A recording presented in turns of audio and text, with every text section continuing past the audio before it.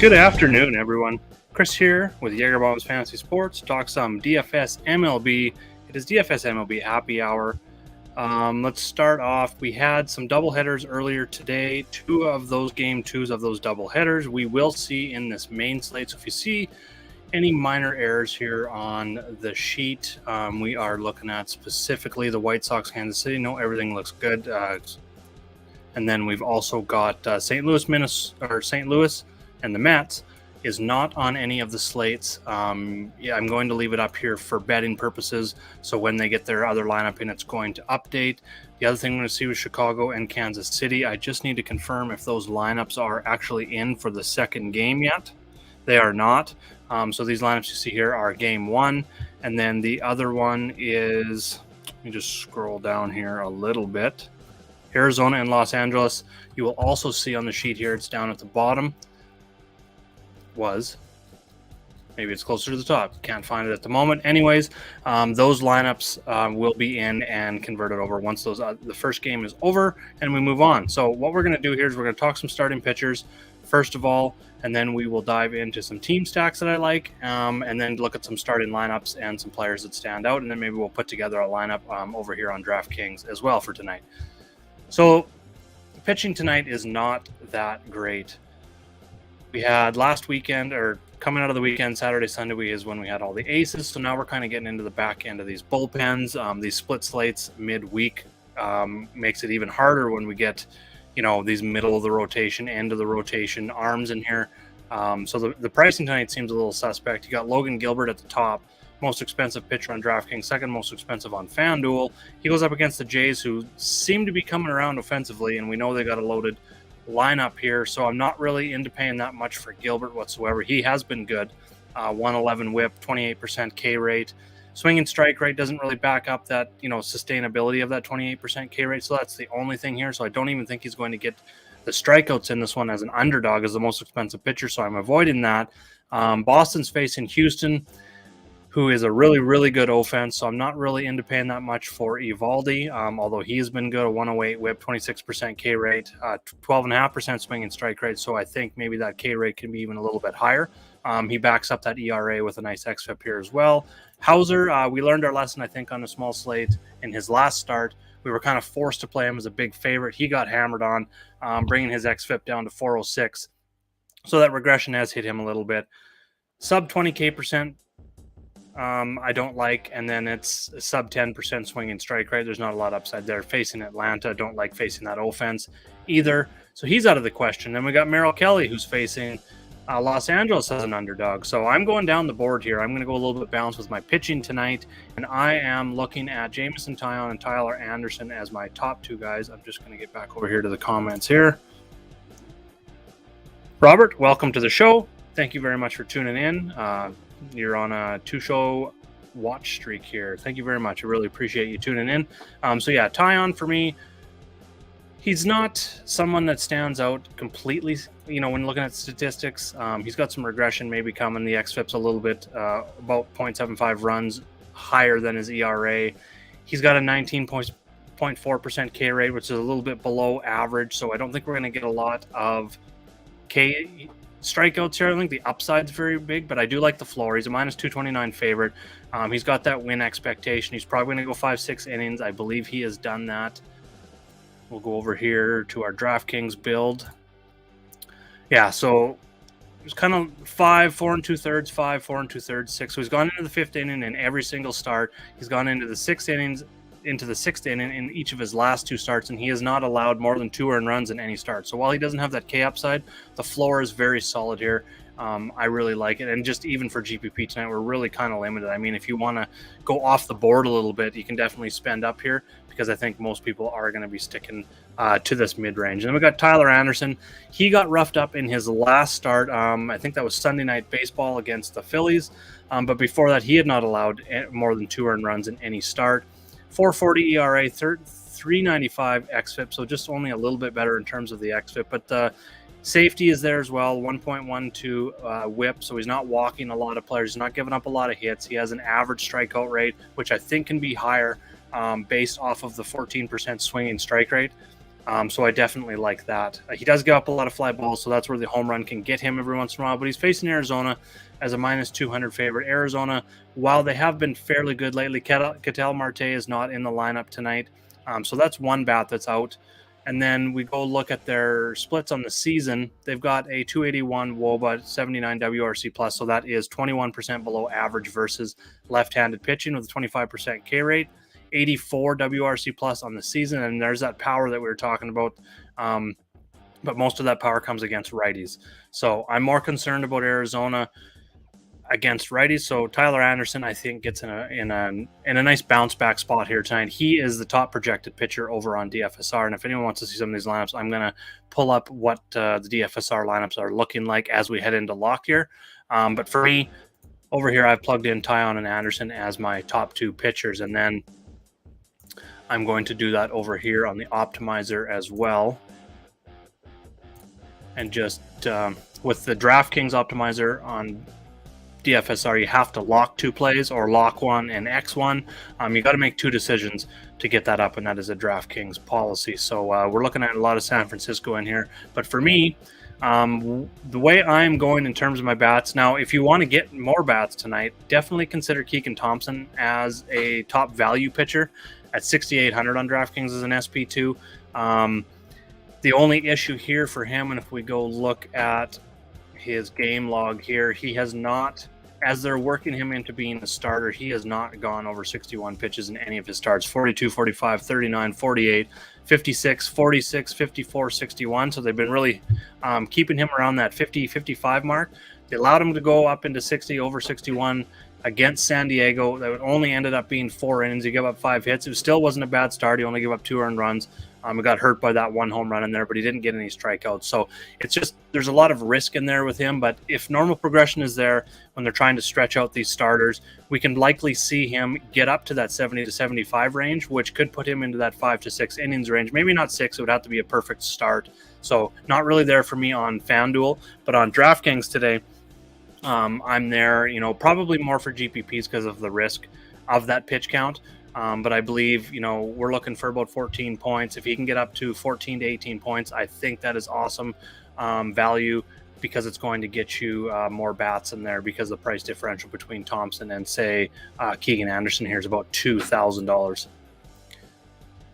Okay, so let's move on to the bats. Those are the real only 3 pitchers I'm looking at. DFSR system really does like Bundy here. He's got rocked in his last 2 starts. I'm not going there. It's the lowest total on the slate, so I definitely see it. It's a good pitcher's park, and Oakland really isn't that great. 67 WRC plus against right-handed pitching is, I believe, worst or second worst against righties in the league. But there's just too much risk there. He can get hammered on by any team. Probably even a minor league team every once in a while, poke 2 home runs out there on Bundy. Reminds me of when we were really high on Bundy about 2 years ago on DFSR, and wasn't really suspect at the time. He was actually not doing too bad. I believe it was with a Baltimore start, so maybe even 3 years ago at this time, and he ended up putting out about 12 batters in the first inning and about 7 or 8 earned runs, and he was out of there. So that was the last time I really have used Bundy. That was a bad day. But we're going to move on to the team stacks now. Looking at, these are sorted by implied runs. So we got the Yankees number 1. Model absolutely loves the Yankees. I also do. They've been red hot lately. Hottest offense in the league. 154 WRC plus over the last 7 days. Awesome matchup here against Spencer Watkins, 5.19 ERA, even worse xFIP, not by much, but still, it's not like he's got some positive regression coming by any means, with like a 2 runs lower on the xFIP or anything. A lot of it is walks and hits, 1.6 WHIP here, 14% home run to fly ball rate, 91 exit velo is like top 5 worst on the slate here. Over 40% hard contact, 8.5 barrel rate. He's just bad across the board. The X-WOBA and the X-Slug are higher than the WOBA and the Slug there too. So it just lines up really well. If we look at his splits, he has been worse against righties, so I'm definitely going to look at the Yankee righties first of all. I know some of you aren't going to like my first pick for the Yankees. He's burned us the last 2 days. He's 0 for 9 in the last 2 days, is DJ LeMahieu.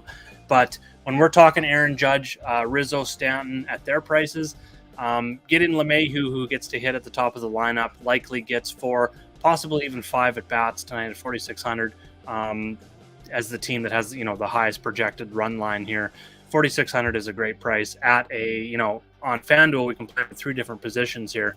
On DraftKings, I like him at second base. Going to plug him in there. Judge is someone probably going to leave to GPP only with his price. I mean, if you can fit him in and you get enough value using Keegan Thompson, for instance, you can definitely go in and plug Aaron Judge in cash games. But for me, I like going to the other right-handers, and my 3 core plays, that I'm going to plug into my DraftKings lineup here in just a second are Donaldson, Stanton, and LeMahieu at their prices. I think that's pretty fair price for those 3. It gets you exposure to the top of the lineup and the righties. So let's go ahead and we'll plug them in. We'll go LeMahieu at second, Donaldson at third, and we'll grab Stanton in the outfield. We're still left with $36.60. This is if we're paying up for both pitchers. You can definitely get more bats and not have to do so many punt plays here if you take Tyler Anderson, maybe even Jameson Taillon down to Keegan Thompson. So we'll probably just punt. I don't really know what catcher I'm going to punt here yet. I haven't really decided. Probably maybe Cal Raleigh. There isn't a whole lot of punt catchers. Usually looking for one that's hitting like 6th or 7th possibly, but we don't really have that tonight. Gary Sanchez would be the cheapest hitting higher up in the lineup. If you want to consider him, Minnesota against Caprillion. I don't really like the matchup, but Sanchez at 4,100. He should probably be in the 45 to 5K range, somewhere like with Wilson Contreras, even up to like Will Smith. That's Williams Contreras. Williams. Or Perez, somewhere up in there. Maybe not quite that high, but kind of in that next tier. So it feels like we're getting him at a little bit of a discount. So if you want to go there, that's fine. Doesn't really work in this construction where I'm paying up for both pitchers here. Could go, if we're using DJ LeMahieu, we could probably even fit in Kyle. Terrible with this name. It's not Higashioka, I know that. Higashioka, there we go. Fitting him in kind of gives you that wraparound stack. 3,200 I think is fine. Then we're going to kind of go ahead and punt some of these other positions. So we'll look to some other teams here. The White Sox, Yankees, Angels would be my top 3 right now. I don't think we have the LA lineup out yet. And then I want pieces of Atlanta and Milwaukee here as well. So we'll just go look at all these starting lineups for them. And we'll scroll down. We're going to look at the White Sox here. Hey, Mike, welcome. Optimizer's coming up with Berrios as the highest owned. No, Bob, I am not up for Berrios whatsoever. He's struggled. He's got no K stuff. He's not missing bats. And if you're giving up hits and walks and you're not getting strikeouts, you're really not getting any fantasy score. So I'll have none of Berrios until he kind of shows that he can get back on board. For me on the Jays right now, it's Yusei Kikuchi. Called him value yesterday. That's 3 straight amazing starts, damn near elite pitching from him. That fastball's been better. And then one note on him. I know this was yesterday's slate, but just going forward is he's kind of converted his cutter into a slider, and that's really come to fruition. I think he threw 23 of them yesterday. And I'm not sure they got a hit off of it. So it was it's been a good transition for him with Pete Walker, the pitching coach over in Toronto. And until we start seeing those changes with Berrios and not giving so much hard contact up, I can't go there in DFS right now. So won't be going there. Now, moving on, go back to these bats here because we do need to find some value. And I wanted to go to LA, the White Sox. Okay, so I don't think we have the White Sox starting lineup in here yet, but one option you can go instead of going with Stanton at 4,200, you can kind of go this 9-1. Donaldson makes sense at 3,900 at third base, but what really makes sense here is Moncada, who should be back in the 2 spot here. I'm going up against a righty, 3,600 from him. It's going to be tough here because Donaldson, you're going to have to choose. So one other direction I like, instead of going the Yankees route, my second favorite route, I guess, if you are paying up for pitching, it's probably my favorite route, would be to go with the White Sox here. Tim Anderson, rough last 2 games, but he's one of the most consistent hitters in the league. Multi-hit guy. He gets on base a ton. safety. His price is now dipped below 5K, and Moncada at 3,600. So if they're hitting 1-2, I'm going back to that route. That gives you that average of 4,000 left over. I think we could even punt catcher right down as low as we possibly can here. I think we could even sneak in, Cal Raleigh at 2,600 kind of gives us even that little bit more gap. 4,180 average here left over. LeMahieu still fits this build here. The only problem is I like fitting LeMahieu with Donaldson just because of that price on Donaldson under 4K. So I'll go with with Moncada right now because it gives us that little bit cheaper. And we're going to go now. Just look at the outfield. See if LA has got their lineup in yet. They have not, but of course, my favorite play on them is another third baseman. So third base is kind of stacked tonight. That's kind of where my favorite plays are. LA is very tough to stack in here as well for cash games, especially. Kind of like New York, where you kind of just, if you are stacking them for cash, it's 1-2 player max. You can't really full stack them on this slate. The White Sox are really waiting to see what they come up with for their starting lineup in the second game. See if I can pull up Louis Robert in the outfield. I believe he is still fairly cheap here.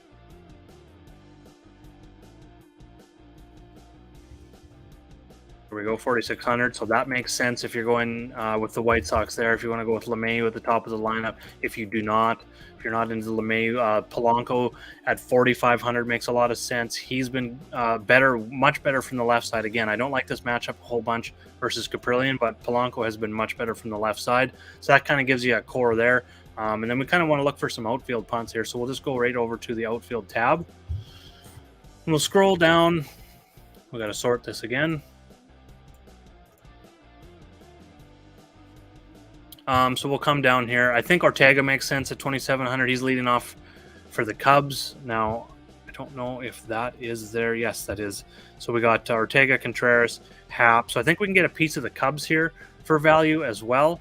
Outfield makes a lot of sense for me. That's where I'm really looking with the build that I've got up there right now, concentrating on Minnesota and the White Sox. I think that's kind of the direction I'm going to go is Ortega and see where that gets us in terms of value, where we can go from there. So it gets us back up into that 4,500 range. So now we can kind of concentrate on our first base and our last outfield spot. So one other way you can go, I think it will work.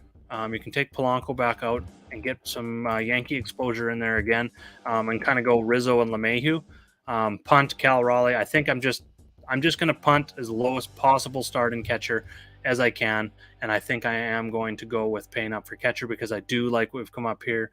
We've got correlation with the Yankees lineup, the White Sox lineup against Kansas City, and then we got Ortega as a punt hitting leadoff against Brubaker, and then that kind of leaves us at 3,800 range. There we go. We can even pair him with Happ and get that 1-3 of the Cubs. So that is a full correlated lineup, 3 teams. I guess outside of the catcher punt. So that is a lineup that I will likely be going with in terms of DraftKings Cash today.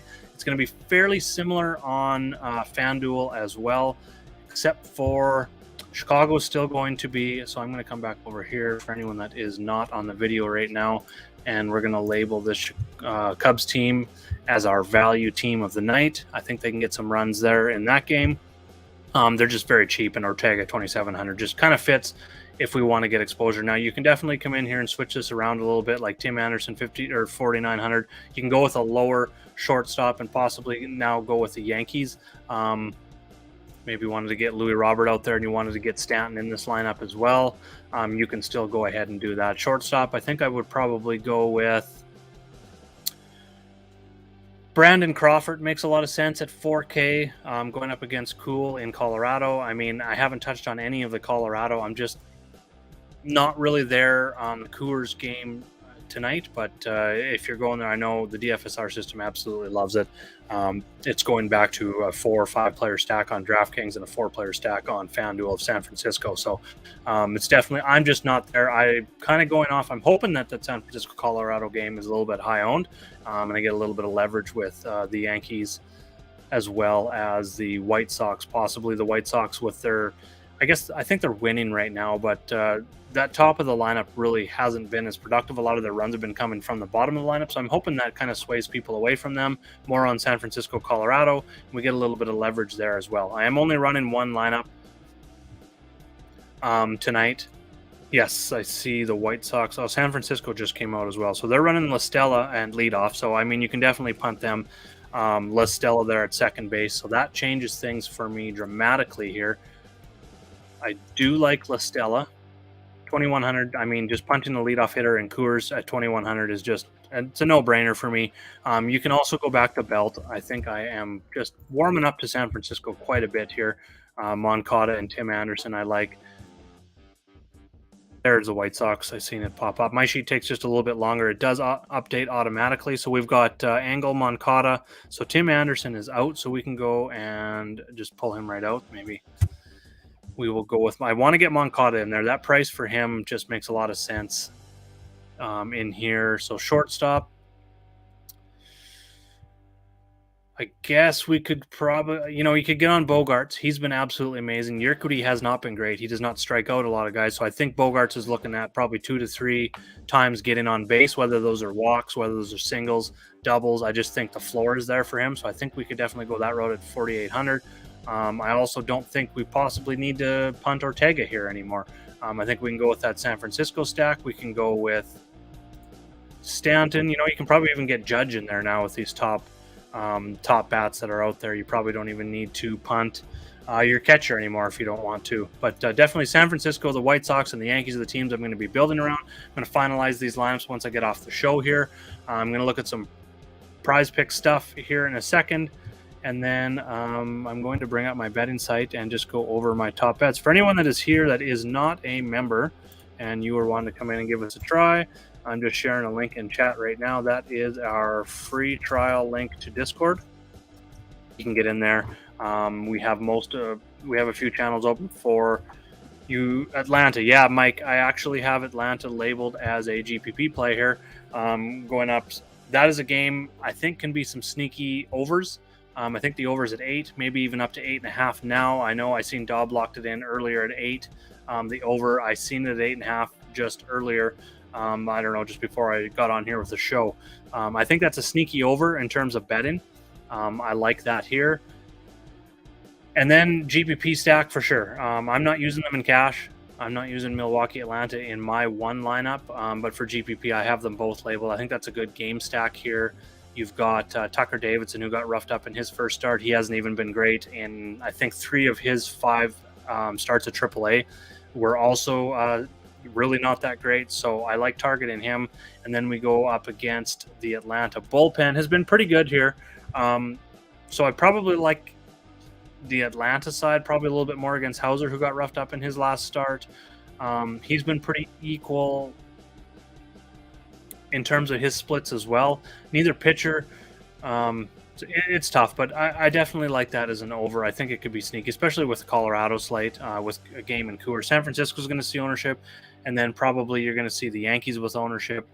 Up next, you're probably going to see LA, maybe LA more 4th just because of their prices for cash games. But then the White Sox are going to be in there. So this Milwaukee Atlanta game, I think, is really sneaky. And then, of course, I mentioned before, Chicago is my value team of the night. Prize picks, pitchers here. Looking at some of these guys, we got Tyon at 28.5. We got him projected for 32.7. So I like the over actually on both of his props here. If we're looking at that fantasy score as well as the K projection on him. And then that's really the only pitcher one that I was looking at here tonight.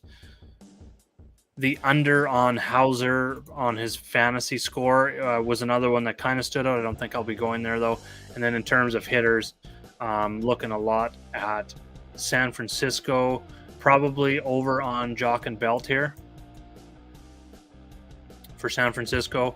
And then coming down to the Yankees, I'm looking at Stanton at hits and walks, LeMahieu at hits and walks, and runs and RBIs. So those 3 there on those 2 hitters. Possibly Donaldson on the hits and walks. He's down a little bit in the order in 5th, so I'm probably not going to go there. Usually for those hits and walks props, total bases, I want guys in the top 4 of the lineup, but they are on the road, so I think we could probably even stretch Donaldson in there if you wanted to go that route as well. The White Sox, give me just Just a second here. Louis Robert, yeah. So we got him hitting third, 7.5 fantasy points. I think we can go there. George Springer hits walks. No, I'm not really looking at Toronto here for prize picks against Logan Gilbert. He has been good.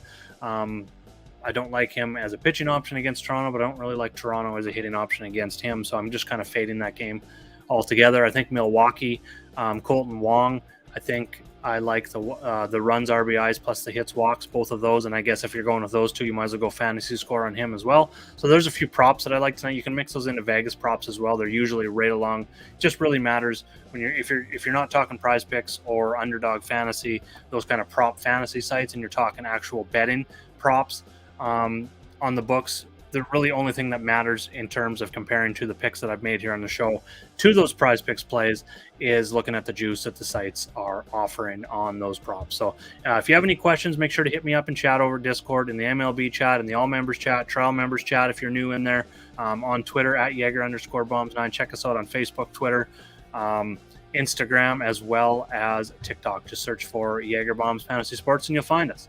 There's no more questions here. That's going to wrap it up. Like I said, join me in chat, and I'm going to finish building my lineups, and we'll lead up to lock here, and we'll meet you in winning picks later tonight. Thanks for tuning in, everyone. We'll see you on Friday's live show.